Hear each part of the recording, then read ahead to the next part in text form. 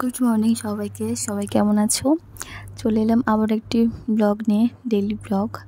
তো সারাদিনে কী করলাম, মানে কিছুই না, টুকিটাকি কিছু শেয়ার করলাম। তো দেখো আয়ুষ এখানে বসে পড়েছে।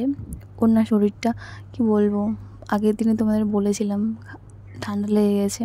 তো এখন তো জোর ঠান্ডা লেগে গেছে, তো ওর কিছু খেতে চাচ্ছে না। তো এখন দেখো মা পকোড়া ভাজছিল, তো ওটাই ভাবলাম খাবে, হয়তো নিয়ে এসে, জানো তো, ভাবলাম খাবে, খাচ্ছে, কিছু খাচ্ছে না তো এইটুকুই খাক। ও বাবা, নিয়ে তো আমাকে দিচ্ছে, মাকে দিচ্ছে, ওর মামাকে দিচ্ছে, ও খাচ্ছেই না, বুঝলে, নিয়ে বসেই আছে।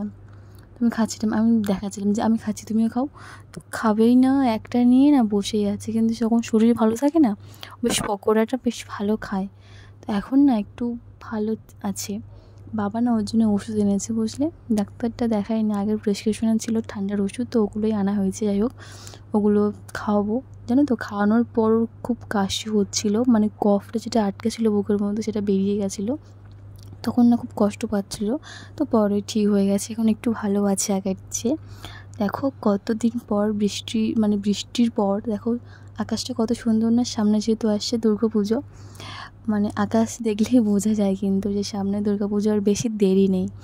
আর আমাদের ঘরে না ফ্রিজটা এতটাই নোংরা হয়ে গেছিলো, কি বলবো। তো ওটাই পরিষ্কার করছিলাম, তাই তোমাদের সঙ্গে একটু শেয়ার করলাম। তো আয়ুষ না, আমি ফ্রিজ খুললেই তো চলে আসে। আজকে আমি তো সব কিছু বাইরে বার করেছি, ওগুলোই নিয়ে খেলতে ব্যস্ত। ভাবছি আজকে মা সব বার করে দিয়েছে। দেখো ফাইনাল লুক, পরিষ্কার হয়ে গেছে ফ্রিজটা। আজকে এইটুকুই।